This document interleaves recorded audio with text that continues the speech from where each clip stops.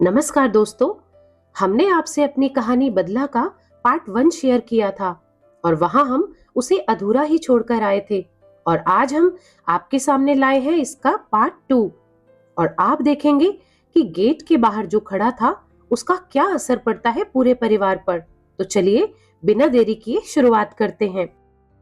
Gate के बाहर आयशा खड़ी थी, बहुत ही ज्यादा बुरे हाल में।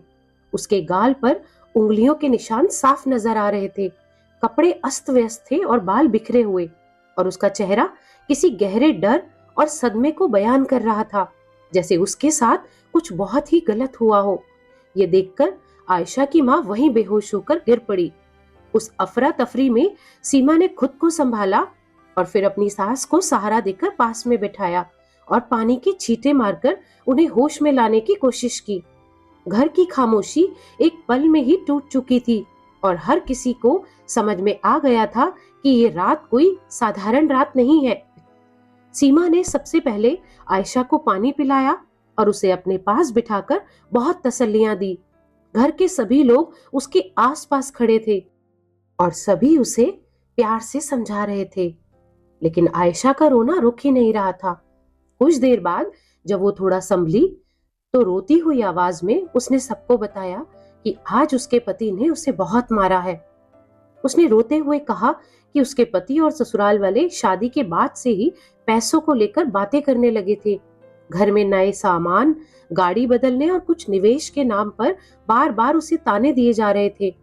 आज जब बात ज्यादा बढ़ गई तो आयशा ने बस इतना ही कहा कि शादी में उनके माँ बाप ने अपनी हैसियत से बढ़कर सब कुछ दे तो दिया है, और अब आप लोग बार बार पैसों की बात क्यों करते हो मुझसे। यही बात उसके पति और उसकी सास को इतनी बुरी लगी कि वो अपना आपा खो बैठे और उसके पति ने उस पर हाथ उठा दिया। ये कहते कहते आयशा फिर से रोने लगी।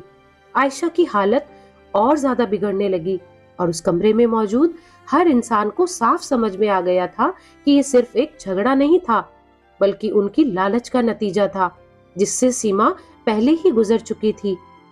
ये बात सुनते ही रवि का गुस्सा 7वें आसमान पर पहुंच गया और अंदर ही अंदर वो जानता था कि उसकी बहन आयशा ने सही कहा अपने ससुराल वालों से कि उन्होंने अपनी हैसियत से बढ़कर अपनी बहन को दहेज दिया था। और ये सच था कि पैसों और चीजों के मामले में उन्होंने कोई कसर नहीं छोड़ी थी, लेकिन शादी के केवल 1 महीने के अंदर अपनी बहन पर हाथ उठाना उसके अंदर आग की तरह फैल गया। रवि अभी अपनी बहन के ससुराल जाने के लिए दौड़ने ही वाला था कि सीमा और उसकी मां ने उसे मुश्किल से रोका। उन्होंने मजबूती से कहा कि हम सुबह सब बात करेंगे, अभी इसका सही समय नहीं है। रवि अंदर से बहुत परेशान और आग में जल रहा था, लेकिन उन्हें रोककर अभी और कुछ सोचने का मौका मिलना था। जैसे तैसे रात कट गई और सबने आंखों आंखों में एक दूसरे को तसल्ली दी। सुबह होते ही रवि अपनी मां को लेकर और अपने पिता के साथ आयशा के ससुराल पहुंच गया। वहां पहुंचते ही उसका गुस्सा 7वें आसमान पर था। चेहरे पर लालिमा, आंखों में आग और कदमों में तीव्रता, सब कुछ साफ दिख रहा था। अंदर ही अंदर वो सोच रहा था कि इतनी बेइज्जती कैसे बर्दाश्त की जा सकती है, और वो अपनी बहन के साथ हुए अत्याचार का हिसाब तुरंत लेना चाहता था। हर कदम उसके अंदर जल रही आग को और भी ज्यादा भड़का रहा था और उसे रोकना मुश्किल ही नहीं, लगभग असंभव लग रहा था। रवि ने जैसे ही अपने सामने आयशा के पति हिमांशु को देखा, उसका गुस्सा और भी ज्यादा 7वें आसमान पर पहुंच गया। बिना किसी रोक टोक के उसने सीधे हिमांशु का कॉलर पकड़ लिया और उस पर हाथ उठाने की कोशिश की, लेकिन तभी मौके की गंभीरता को समझते हुए हिमांशु की मां ने तेजी से कदम आगे बढ़ाए और रवि को पीछे धक्का दे दिया। यह अचानक किया गया कदम रवि के गुस्से को कुछ समय के लिए रोक गया, लेकिन कमरे में फैला तनाव साफ झलक रहा था। रवि और उसकी मां उस समय गुस्से से पूरी तरह से बेकाबू थे। अपनी बेटी की हालत देखकर उनके सब्र की आखिरी हद टूट चुकी थी। रवि ने आग उगलते हुए कहा, अगर आपने हमारी बेटी पर फिर से हाथ उठाने की हिम्मत की तो हम आपको पुलिस चौकी तक घसीटते हुए लेकर जाएंगे। ये कोई घर का मामला नहीं रहेगा, ये जुर्म है। उसके शब्दों में चेतावनी और गुस्सा साफ झलक रहा था। रवि की मां ने भी कड़वे और तीखे शब्दों में कहा कि हमारी बेटी कोई खेलने की चीज नहीं है। अगर हमें पहले पता होता कि यहाँ हाथ उठाए जाते हैं और दहेज के नाम पर दबाव बनाए जाते हैं, तो इस घर में हम अपना रिश्ता कभी नहीं जोड़ते। अब बहुत हो चुका है, अब हम चुप नहीं बैठेंगे। उनके शब्दों में एक ऐसा उबाल था कि कमरे में मौजूद हर इंसान सन्न रह गया। ये साफ हो चुका था कि अब ये सिर्फ परिवार की बहस नहीं रही, बल्कि एक ऐसी हद पार हो चुकी है जिसके बाद पीछे हटना आसान नहीं था। इतनी देर में आयशा और सीमा भी वहां पहुंच चुकी थी। माहौल पहले से ही बहुत गर्म था, लेकिन अब तनाव और ज्यादा बढ़ गया। इतनी देर तक बेइज्जती और कड़वी बातें सुनने के बाद आयशा की सास के सब्र का बांध टूट गया। उन्होंने अचानक रवि के गाल पर जोरदार तमाचा मारते हुए कहा, अब तुम दोनों माँ बेटे चुप रहो। अब तुम दोनों सुनोगे और मैं बोलूंगी। फिर उन्होंने गुस्से से आयशा की माँ की तरफ देखा और कहा, आप तो खुद एक औरत है ना। जब आपकी बहू रोज रोज तानों में जलती रही, मार खाती रही, तब आप चुप कैसे बैठी रही? एक औरत होकर आपको दूसरी औरत का दर्द कभी दिखाई नहीं दिया? इसके बाद वो और ज्यादा तीखे शब्दों में बोली, जब बात अपनी बहन पर आई, अपनी बेटी पर आई, तो आप दोनों को पुलिस थाने तक घसीट कर ले जाने की बात याद आ गई। और जब किसी और की बेटी को आप लोग रोज रोज दहेज के तानों से तोड़ते रहे, उसे डराते रहे, उसकी इज्जत रोज कुचलते रहे, तब आप लोगों की जुबान क्यों बंद रही? अब आप दोनों चुप क्यों हो? उनके शब्द ऐसे थे कि वहां खड़ा हर इंसान सन्न रह गया। कमरे में सन्नाटा था, लेकिन उस सन्नाटे में सालों का दबा हुआ सच साफ गूंज रहा था। आयशा की सास की कड़वी बातें सुनते ही रवि और उसकी माँ का दिमाग एकदम से ठहर गया। उनकी आंखों के सामने जैसे बिजली कौंध रही थी। वो खड़े खड़े शर्म से पानी पानी हो गए। एक ओर तो उन्हें अपनी शर्मिंदगी महसूस हो रही थी, लेकिन दूसरी ओर उनके दिमाग में बस एक ही सवाल गूंज रहा था कि ये सारी बातें आयशा की सास को कैसे पता चली। रवि और उसकी माँ एक दूसरे को घूर रहे थे, जैसे कोई जवाब खोज रहे हों। उनके दिमाग में ये डर और आश्चर्य एक साथ घर कर गया था कि क्या उनकी खुद की बेटी ने उन्हें ये सब बता दिया, या फिर ये सब किसी और ने उजागर कर दिया। हर सोच उनके दिमाग में बिजलियों की तरह कौंध रही थी, और उस पल उनके लिए ये समझना मुश्किल था कि अब सब कुछ उनके सामने इतना साफ और बेबाक कैसे सामने आ गया। रवि और उसकी माँ अब भी इस बात को समझने की कोशिश कर रहे थे कि आखिर ये सच्चाई उन्हें पता कैसे चली। किसी ने बताया या कोई और तरीका था?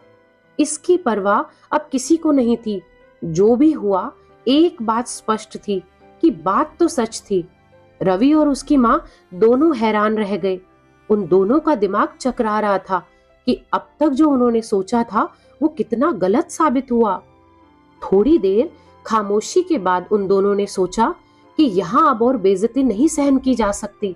और जैसे ही वो जाने के लिए पीछे की तरफ मुड़े, तो उन्होंने देखा कि आयशा वहां खड़ी थी और उसके पीछे सीमा भी थी।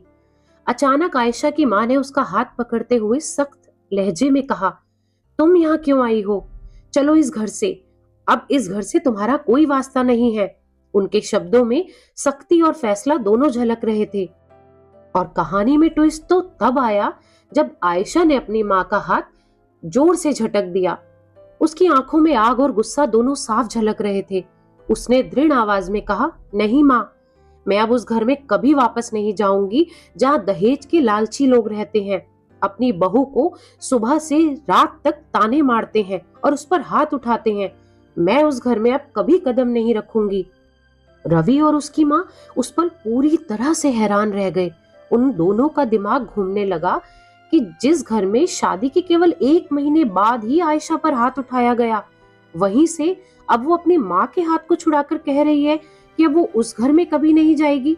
उनके लिए ये सोच पाना मुश्किल था कि आखिर ये चक्कर क्या है। ये सवाल उन दोनों के मन में गूंज रहा था और उनके चेहरे पर स्पष्ट झलक रहा था।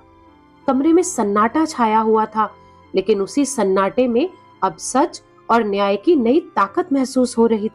रवि और उसकी माँ अब पूरी तरह से चौंक चुके थे। उनके सिर में जैसे बिजलियां कौंध रही थी।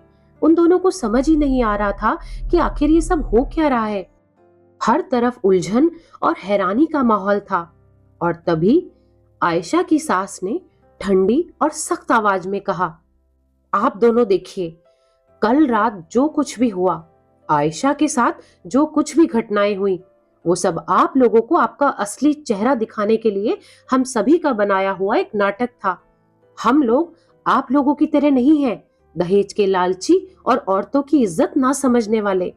और जैसे ही ये सच उन दोनों के सामने आया, तो सीमा की सास का चेहरा उतर गया। उसके होंठ कांप रहे थे और आंखों में शर्म और पछतावे की नमी छलक रही थी। उसने महसूस किया कि जिस तरह उसने, रवि ने और पूरे परिवार ने सीमा के साथ हर रोज ताने और जुल्म किए, उन्होंने उसे अंदर से तोड़ दिया। जब उसने ये सब आयशा पर होते देखा, तो उसे समझ में आया कि सीमा को कितने महीनों तक सहना पड़ा, कितना दर्द झेलना पड़ा, और उसकी आंखों में हर ताना, हर थप्पड़, हर अपमान कितनी गहरी चोट छोड़कर चला गया। आयशा की माँ का मन अब अंदर से टूट गया। उसने कांपते हाथों से सीमा का हाथ पकड़ते हुए रोते हुए कहा, सीमा, मैंने तुम्हारे साथ जो कुछ भी किया, मैं अपने किए के लिए दिल से शर्मिंदा हूँ। हम तुम्हारी हिम्मत, सहनशीलता और धैर्य की कीमत समझ ही नहीं पाए। और अब मुझे पता है कि तुम्हारे अंदर कितनी ताकत थी, और मैं सच में इस चीज के लिए तुमसे दिल से माफी चाहती हूँ। रवि खड़ा था, चुप और स्तब्ध। उसके चेहरे पर शर्म और पछतावे का असर साफ दिख रहा था। उसने महसूस किया कि उसने सीमा के साथ कितना गलत किया, तानों, जुल्मों और खुद की लालच की वजह से। रवि ने सीमा से कहा कि अब वो बदल जाएगा। जो गलती उसने की है, उसका बोझ वो हमेशा महसूस करेगा। वो अंदर से गहरी शर्मिंदगी और पछतावे में घुल रहा था। रवि ने महसूस किया कि उसने कितनी बड़ी गलती की थी, अपनी बहन के साथ भी, उसके पति की कॉलर पकड़कर, और अपनी बीवी के साथ भी, और सिर्फ अपने लालच और अहंकार के चलते। सीमा की जीत केवल खुद के लिए नहीं थी, बल्कि ये उन सभी लड़कियों और महिलाओं के लिए थी जिन्हें समाज में अनजाने में या जानबूझकर नीचा दिखाया जाता है। उसकी हिम्मत और धैर्य ने साबित कर दिया कि जब कोई लड़की अपनी ताकत और आवाज पहचान लेती है, तो कोई अन्याय, कोई जुल्म और कोई लालच उसे कभी हरा नहीं सकता। तो दोस्तों, अगर आप भी कभी ऐसी किसी सच्चाई, संघर्ष या हिम्मत भरी घटना से गुजरे हैं, या अपने आसपास ऐसी कोई कहानी देखी है आपने जो न्याय, हिम्मत या बदलाव दिखाती हो, तो हमें जरूर बताइए। आपकी कहानी किसी और के लिए प्रेरणा और सीख बन सकती है। यही सही मौका है अपने अनुभव और कहानियां साझा करने का, ताकि हम सब मिलकर ये दिखा सकें कि सच्चाई और हिम्मत से हर मुश्किल का सामना किया जा सकता है। और अगर आप अपनी पहचान छुपाना चाहते हैं, तो आप मुझे मेल भी कर सकते हैं। डिस्क्रिप्शन बॉक्स में मेरी जीमेल आईडी है। और अगर ये कहानी आपको पसंद आई हो, तो लाइक करें, कमेंट करें, शेयर करें और चैनल को सब्सक्राइब करना ना भूलें। Thanks for watching.